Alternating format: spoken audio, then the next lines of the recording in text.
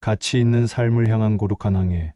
알베르트 아인슈타인. 성공한 사람이 되려고 애쓰지 말고 가치 있는 사람이 되려고 하라. Try not to become a man of success, but rather try to become a man of value. 이 짧은 문장은 20세기 가장 위대한 지성이라 불리는 한 남자의 삶 전체를 꿰뚫는 철학이었습니다. 사람들은 그의 이름을 들으면 헝클어진 백발과 익살스러운 표정, 그리고 세상을 바꾼 경이로운 공식,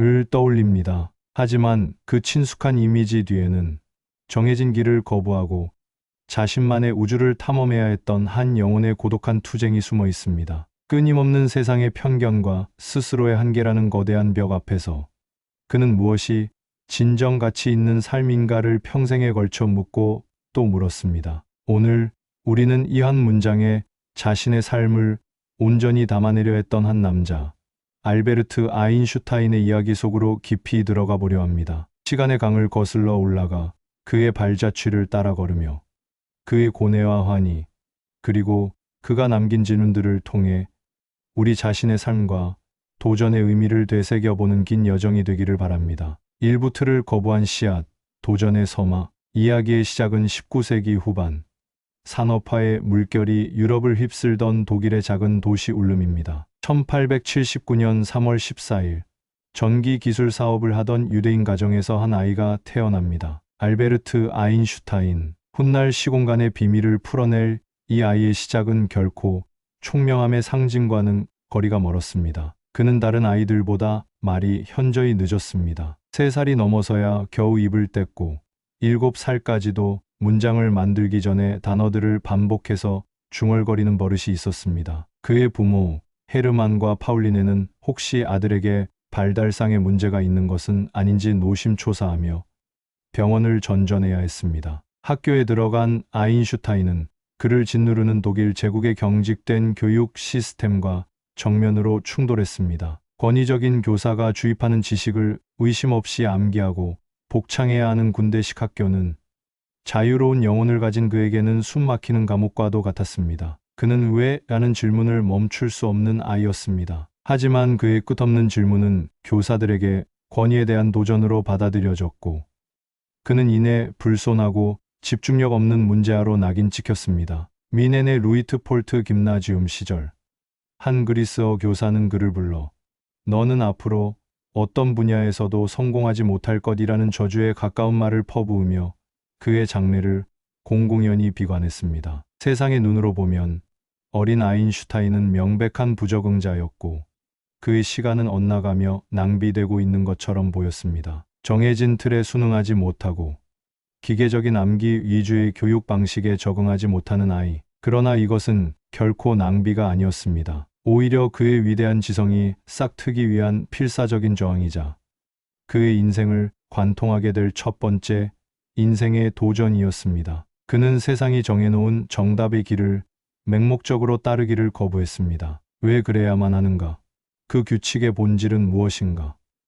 그의 날카로운 비판적 사고와 근원을 파고드는 문제 해결 능력의 씨앗은 바로 이 거부와 저항의 척박한 토양 위에서 조용히 하지만 단단하게 자라나고 있었습니다. 그의 인생을 바꾼 결정적인 순간은 5살 무렵 병으로 누워있던 어느 날 찾아옵니다. 아버지가 무료함을 달래주기 위해 건네준 작은 나침반. 어느 방향으로 침대를 돌리고 손목을 비틀어도 그 안의 작은 바늘은 보이지 않는 힘에 이끌린 듯 신비로운 떨림과 함께 항상 북쪽을 가리키는 모습은 어린 아인슈타인에게 전율에 가까운 충격과 경이로움을 안겨주었습니다. 그의 눈에는 보이지 않지만 이 세상의 사물들을 움직이는 거대하고 질서정연한 법칙이 존재한다는 사실을 온몸으로 깨달은 순간이었습니다. 그는 이 보이지 않는 힘의 정체를 밝혀내고 싶다는 강렬한 열망에 휩싸였습니다. 이것이 그가 평생에 걸쳐 추구하게 될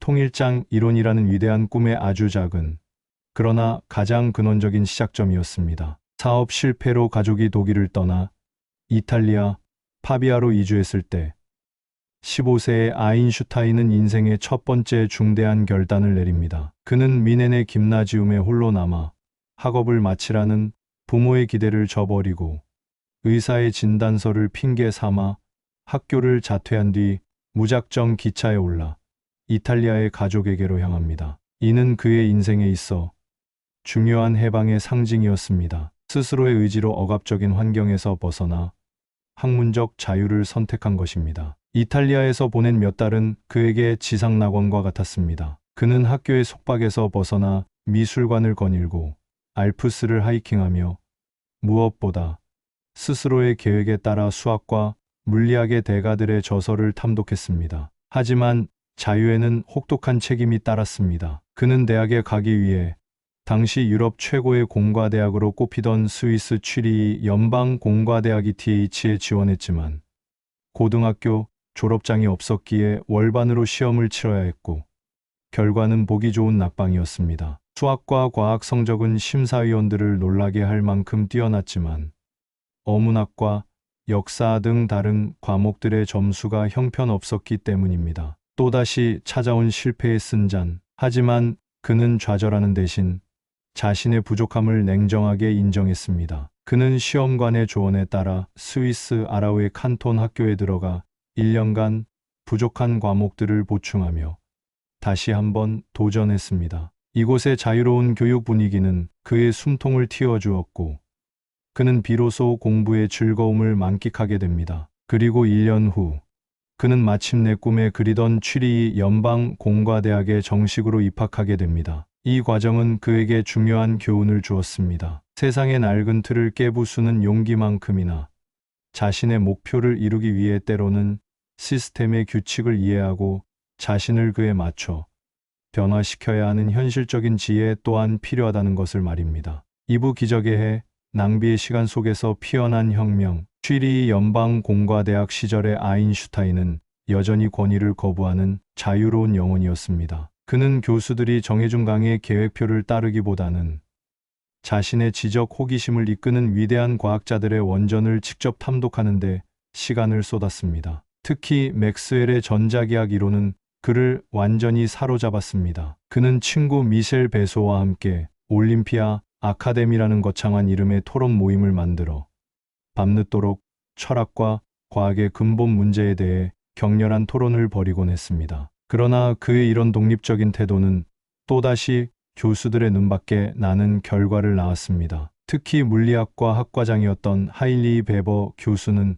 그의 불성실함과 오만함을 못마땅하게 여겼습니다. 결국 졸업평가는 겨우 통과할 수준이었고 대학에 남아 연구를 계속하고 싶었던 그의 간절한 바람은 지도 교수의 싸늘한 추천서 한 장 받지 못해 물거품이 되고 맙니다. 대학 졸업 후 1900년부터 1902년까지의 2년, 아인슈타인에게는 칠흑 같은 암흑기였습니다. 그는 유럽 전역의 대학에 조교 자리를 구하는 편지를 보냈지만 돌아오는 것은 거절의 답장이거나 혹은 침묵뿐이었습니다. 임시 교사 자리나 아이들의 수학, 물리 과외, 아르바이트를 전전하며 겨우 생계를 유지해야 했습니다. 주변 사람들은 명문 공대를 우수한 성적으로 졸업하고도 번듯한 직장을 구하지 못하는 그를 보며 안타까워하거나 혹은 그의 능력을 의심하며 수군거렸을지도 모릅니다. 그의 천재적인 잠재력과 청춘의 시간은 속절없이 낭비되고 있는 것처럼 보였습니다. 설상가상으로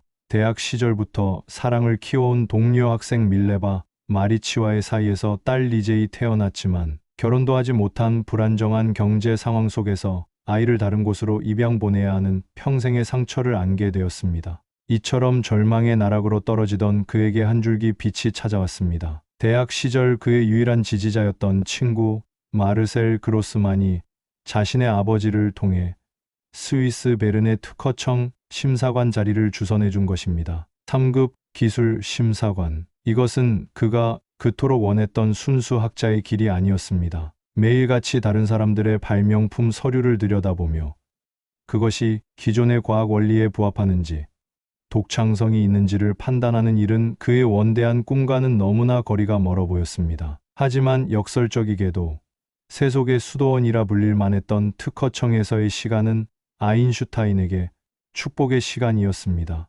안정적인 수입은 그에게 생계의 걱정과 굴욕감에서 벗어나게 해주었고 무엇보다도 누구의 간섭도 받지 않는 정신적 자유를 선물했습니다. 그는 금세 업무에 숙달되어 하루 몇 시간이면 자신의 일을 모두 끝낼 수 있었습니다. 그리고 고요한 사무실에서 남는 시간 동안 그는 온전히 자신만의 생각에 몰두할 수 있었습니다. 온갖 기상천외한 발명품들의 특허 서류를 심사하며 다양한 아이디어들을 접했던 경험은 역설적으로 그의 사고를 더욱 유연하게 만들고 문제의 핵심을 빠르게 간파하는 훈련이 되었습니다. 바로 이곳에서 그의 비범하고 독창적인 문제 해결 능력이 응축되었다가 마침내 폭발하기 시작합니다. 그는 책상 서랍 속에 자신의 연구 노트를 몰래 숨겨두고 틈틈이 우주의 가장 근본적인 비밀에 대한 사색을 이어갔습니다. 그는 상상 속에서 빛의 속도로 날아가는 기차를 타보기도 하고 자유롭게 떨어지는 엘리베이터 안에서 무중력을 체험하기도 했습니다. 바로 그 유명한 사고 실험지 단킨 엑스페리멘트입니다. 값비싼 실험 장비 하나 없이 오직 연필과 종이 그리고 순수한 사유의 힘만으로 현상의 본질을 꿰뚫어보는 능력. 이것이 바로 뉴턴 이래 그 누구도 가지지 못했던 아인슈타인을 아인슈타인으로 만든 위대한 힘이었습니다. 그리고 1905년 인류 역사는 영원히 기억될 기적의 헤네스 미라벨리스를 맞이하게 됩니다. 26살의 무명 특허청 직원은 이 한 해 동안 독일의 저명한 학술지 물리학 연보의 물리학의 근간을 송두리째 뒤흔드는 4편의 논문을 연달아 발표합니다. 첫째는 광양자 가설에 대한 논문이었습니다. 빛이 파동이라는 기존의 상식을 뒤엎고 특정 상황에서는 마치 입자처럼 불연속적인 에너지 덩어리, 즉 광자 포톤으로 행동한다는 혁명적인 주장이었습니다. 이는 훗날 양자역학이라는 새로운 물리학의 문을 여는 결정적인 열쇠가 됩니다. 둘째는 원자의 존재를 실험적으로 증명한 브라운 운동에 대한 논문이었습니다. 당시까지만 해도 원자의 존재는 유용한 가설일 뿐 실제하는지에 대한 논쟁이 뜨거웠습니다. 그는 물에 떠있는 미세한 꽃가루가 불규칙하게 움직이는 현상을 눈에 보이지 않는 수많은 물 분자들이 끊임없이 충돌하기 때문이라는 것을 명쾌한 수학적 모델로 증명해냈습니다. 셋째는 바로 세상을 영원히 바꿔놓은 특수 상대성 이론입니다. 시간과 공간은 모든 사람에게 동일하게 흐르는 절대적인 무대가 아니라 관찰자의 운동 상태에 따라 상대적으로 늘어나거나 줄어들 수 있다는 충격적인 내용이었습니다. 빠르게 움직이는 우주선 안의 시간은 지구의 시간보다 느리게 가고 그 우주선의 길이는 움직이는 방향으로 짧아진다는 것입니다. 이는 수백 년간 서구 문명의 과학적 사고를 지배해 온 뉴턴의 절대 시공간이라는 세계관을 완전히 폐기하는 것이었습니다. 그리고 마지막으로 그는 특수 상대성 이론의 짧은 후속 논문에서 질량미 그 자체로 엄청난 양의 잠재된 에너지이며 그 관계가 우주의 근본 상수인 빛의 속도의 제곱에 비례한다는 것을 보여주는 우주에서 가장 유명하고 아름다운 공식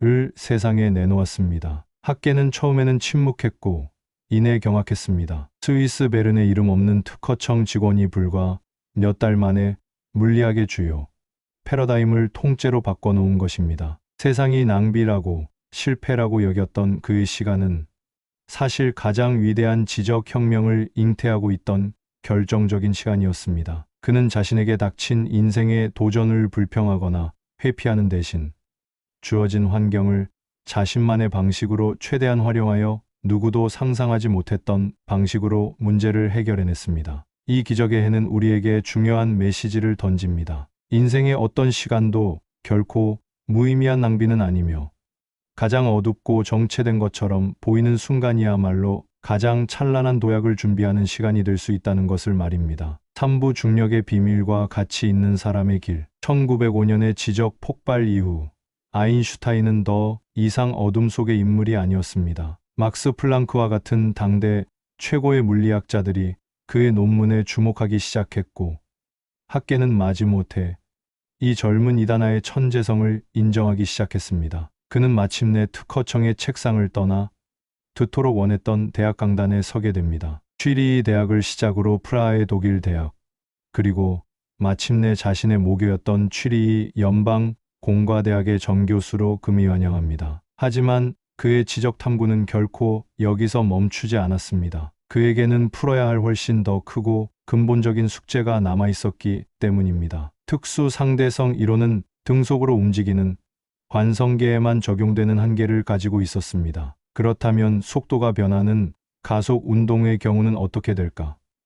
그리고 우주에서 가장 보편적이고 친숙한 힘인 중력은 이 새로운 시공간의 그림 속에서 어떻게 설명되어야 할까? 뉴턴은 중력을 질량을 가진 두 물체가 서로 즉각적으로 끌어당기는 신비로운 힘이라고 설명했지만 왜 그리고 어떻게 그런 힘이 작용하는지에 대해서는 나는 가설을 세우지 않는다 hypothesis, non-fingo라는 말로 답변을 유보했을 뿐입니다. 아인슈타인은 바로 이 왜와 어떻게라는 질문에 집요하게 매달렸습니다. 이것은 그의 과학자 인생에서 가장 길고 험난하며 고독한 도전이었습니다. 그는 1907년부터 1915년까지 거의 10년에 가까운 시간을 이 단 하나의 문제와 씨름했습니다. 그의 머릿속에서는 또다시 기발하고 대담한 사고 실험이 펼쳐졌습니다. 만약 어떤 사람이 창문 없는 엘리베이터를 타고 자유 낙하한다면 그는 자신의 몸무게를 전혀 느끼지 못할 것이다. 그의 발밑에서 저울은 0을 가리킬 것이다. 이는 우주 공간의 무중력 상태와 구별할 수 없다. 그렇다면 중력과 가속도는 본질적으로 같은 것이 아닐까? 이것이 바로 훗날 그가 내 생애 가장 행복한 생각이라고 불렀던 등가 원리 equivalence principle의 탄생이었습니다. 이 번뜩이는 물리적 직관을 일관된 수학적 이론으로 체계화하는 것은 그야말로 지옥과 같은 과정이었습니다. 그는 평평한 공간에나 적용되는 유클리드 기하학을 버리고 휘어진 공간을 다루는 리만 기하학 텐서, 미적분학이라는 그에게는 너무나 생소하고 복잡한 수학 도구를 처음부터 배워야만 했습니다. 그의 곁에는 대학 시절 친구이자 뛰어난 수학자였던 마르셀 그로스만이 있었습니다. 아인슈타인이 물리적 아이디어의 방향을 제시하면 그로스만은 그것을 실현할 수 있는 수학의 길을 찾아 헤맸습니다. 수많은 계산착오와 막다른 골목에 부딪히기를 반복했습니다. 몇 년간의 연구가 잘못된 가정에서 출발했다는 것을 깨닫고 모든 것을 처음부터 다시 시작해야 했던 절망의 순간도 있었습니다. 이 고독하고 지적인 투쟁의 시간 동안 그의 개인적인 삶에도 큰 변화가 있었습니다. 그는 첫 번째 아내 밀레바와의 관계가 파탄에 이르러 결국 이혼하고 자신을 헌신적으로 돌봐주던 사촌 엘자 레벤탈과 재혼합니다. 그리고 1914년 막스 플랑크와 발터, 네른스트 같은 독일 과학계의 거두들의 적극적인 추천으로 독일 학계의 심장부인 베를린의 프로이센 과학 아카데미 회원으로 초빙되어 훔볼트 대학의 연구 교수로 부임합니다. 연구에만 전념할 수 있는 최고의 영예였지만 그의 마음은 편치 않았습니다. 그가 베를린에 도착한 직후 유럽은 제1차 세계대전이라는 광기의 소용돌이에 휩싸였습니다. 그의 동료 과학자들과 지식인들은 맹목적인 애국주의에 취해 93인의 성명서를 발표하며 독일의 전쟁을 지지했고 독가스 개발과 같은 살상 무기 연구에 열광적으로 참여했습니다. 이때 아인슈타인은 과학자의 사회적 책무와 가치 있는 사람의 의미를 그 어느 때보다 깊이 고민하게 됩니다. 그는 주변의 전쟁 열풍에 휩쓸리기를 단호히 거부하고 전쟁에 반대하고 유럽의 통합을 호소하는 유럽인에게 보내는 선언에 서명한 단 4명의 지식인 중 한 명이었습니다. 동료들로부터 매국노, 이상주의자라는 비난과 냉대를 받았지만 그는 자신의 신념을 굽히지 않았습니다. 그에게 과학은 결코 인류를 파괴하는 도구가 될 수 없었으며 우주의 경이로운 질서를 밝히고 인류의 이성을 고양시키는 것이어야만 했습니다. 마침내 1915년 11월 10년간의 지적 사투 끝에 그는 일반 상대성 이론의 중력장 방정식을 완성하여 프로이센 과학 아카데미에 제출합니다. 그 핵심 내용은 가히 혁명적이었습니다. 중력은 힘이 아니다. 질량을 가진 물체가 그 주변의 시공간 스페이스타임을 휘게 만들고 행성이나 빛과 같은 다른 물체들은 단지 그 휘어진 시공간의 경로 측지선을 따라 움직이는 것뿐이다. 이는 마치 무거운 볼링공을 팽팽한 고무판 위에 올려놓으면 고무판이 움푹 패이고 그 주위를 굴러가는 작은 구슬이 그 움푹 패인 공간을 따라 볼링공 쪽으로 끌려 들어가는 것과 같은 원리입니다. 이 놀라운 이론은 태양처럼 거대한 질량 주위에서는 별빛조차도 그 휘어진 시공간을 따라 미세하게 휘어져야 한다는 대담한 예측을 담고 있었습니다. 그리고 1919년 전쟁이 끝난 후 영국의 천문학자 아서 에딩턴이 이끄는 탐사대가 아프리카와 브라질에서 개기일식을 관측하여 태양 주변을 지나는 별들의 위치를 정밀하게 촬영한 결과 아인슈타인의 예측이 정확했음을 확인했습니다. 별빛은 뉴턴의 이론이 예측한 값보다 정확히 2배, 즉 일반 상대성 이론이 예측한 만큼 휘어져 있었던 것입니다. 1919년 11월 7일 런던 타임스는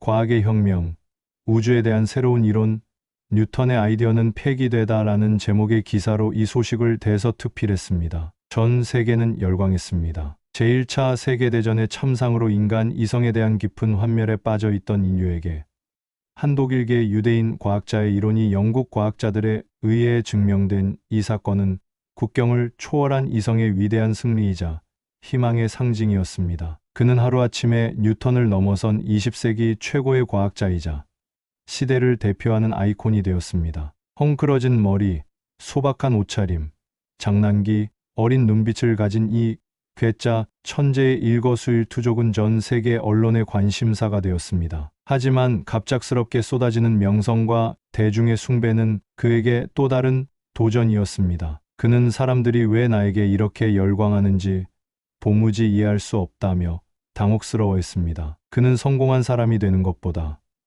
이 예기치 않은 영향력을 어떻게 인류를 위해 사용해야 할지에 대해 더 깊이 고민했습니다. 그는 이제 단순히 한 명의 물리학자가 아니었습니다. 시대를 대표하는 지성이자 억압받는 이들을 위한 인류의 양심을 대변하는 목소리가 되어야 했습니다. 그는 성공의 정점에서 안주하는 대신 가치 있는 사람이 되기 위한 새롭고도 험난한 길을 모색하기 시작했습니다. 사부 시대의 양심, 끝나지 않은 마지막 항해, 세계적인 명성을 얻은 아인슈타인은 자신의 목소리를 인류 평화와 정의를 위해 사용하기로 굳게 결심합니다. 그는 유대인이라는 이유만으로 유럽 전역에서 동포들이 박해받는 현실에 분노하며 시오니즘 운동 유대인 국가 건설 운동을 공개적으로 지지하고 히브리 대학 설립을 위해 모금 활동에 나섰습니다. 그는 전쟁의 참상을 막기 위해 국제연맹의 활동에도 적극적으로 참여하며 군축과 국제협력을 호소했습니다. 그의 이러한 행보는 전 세계 수많은 사람들의 존경을 받았지만 동시에 그의 적들을 자극했습니다. 특히 패전의 상처와 경제 위기 속에서 극단적인 민족주의가 싹트던 독일 내에서 그는 평화주의자이자 국제주의자 그리고 유대인이라는 이유로 증오의 표적이 되었습니다. 반유대주의자들과 국수주의 과학자들은 그의 상대성 이론이 난해하고 검증할 수 없다는 이유를 들어 유대인의 사기 과학이라고 맹렬히 비난하는 캠페인을 벌였습니다. 심지어 그의 목숨에 현상금이 걸리고 극우 단체로부터 암살 위협 명단에 오르기도 했습니다. 한때 그를 최고의 영예로 맞이했던 조국 독일은 이제 그에게 가장 위험한 땅이 되어가고 있었습니다. 1933년 1월 히틀러가 독일의 총리로 임명되자 아인슈타인은 돌이킬 수 없는 결단을 내립니다. 당시 미국 캘리포니아 공과대학의 초빙 교수로 머물고 있던 그는 벨기에에 있는 독일 영사관에 들러 공식적으로 독일 시민권을 포기하고 다시는 독일 땅을 밟지 않겠다고 선언했습니다. 나치 정권은 즉각 그의 베를린 아파트와 재산을 몰수하고 프로이센 과학 아카데미 회원 명단에서 그의 이름을 지웠으며 광장에서는 그의 저서들이 다른 수많은 책들과 함께 불태워졌습니다. 이는 그의 인생에서 가장 고통스러운 도전 중 하나였습니다. 모든 것을 잃고 뿌리 뽑힌 난민이 된 것입니다. 하지만 그는 좌절하지 않았습니다. 그의 망명 소식에 전 세계 유수의 대학들이 그를 모시기 위한 경쟁을 벌였고 그는 미국의 프린스턴 고등연구소 Institute for Advanced Study를 자신의 마지막 안식처로 선택했습니다. 그는 이곳에서 남은 생을 보내며 나치의 광기를 피해 탈출한 다른 수많은 망명 과학자들을 돕고 그들의 정착을 위해 발벗고 나서는 구원자의 역할을 자처했습니다. 그리고 1939년 제2차 세계대전의 전운이 유럽을 뒤덮던 어느 날 역사는 그에게 끔찍하고도 운명적인 선택을 강요합니다. 헝가리 출신의 동료 망명 과학자 레오 실라르드가 다급하게 그를 찾아왔습니다. 나치 독일의 과학자들이 우라늄 핵분열 연쇄, 반응의 원리를 발견했으며 이를 이용해 상상을 초월하는 파괴력을 지닌 원자폭탄을 개발하고 있을 가능성이 매우 높다는 충격적인 소식이었습니다. 평생을 비폭력 평화주의자로 살아온 아인슈타인은 깊은 고뇌에 빠졌습니다. 만약 인류의 적, 히틀러가 먼저 원자폭탄이라는 절대 무기를 손에 넣게 된다면 전 세계는 돌이킬 수 없는 재앙과 노예 상태에 빠지게 될 것이 분명했습니다. 오랜 고민과 토론 끝에 그는 인류를 최악의 불행에서 구하기 위해 차악의 불행을 선택하기로 비극적인 결심을 합니다. 그는 자신의 세계적인 명성을 이용해 당시 미국 대통령이었던 프랭클린 루스벨트에게 직접 편지를 보냅니다. 나치 독일의 원자폭탄 개발 가능성을 강력히 경고하고 미국 역시 이에 대비한 연구에 즉각 착수해야 한다는 것을 제안하는 내용이었습니다. 이 역사적인 편지는 결국 미국의 원자폭탄 개발 계획인 맨해튼 프로젝트를 촉발하는 결정적인 계기가 되었습니다. 하지만 아이러니하게도 정작 맨해튼 프로젝트가 본격적으로 시작되자 FBI는 그의 평화주의 및 사회주의 성향을 문제 삼아 기밀 접근을 불허했고 그는 프로젝트에서 완전히 배제되었습니다. 그는 자신의 제안이 어떤 거대하고 끔찍한 괴물을 만들어내고 있는지 정확히 알지 못한 채 전쟁이 끝나기만을 기도해야 했습니다. 1945년 8월 일본의 히로시마와 나가사키에 원자폭탄이 투하되어 수십만 명의 민간인이 희생되었다는 소식을 라디오를 통해 들었을 때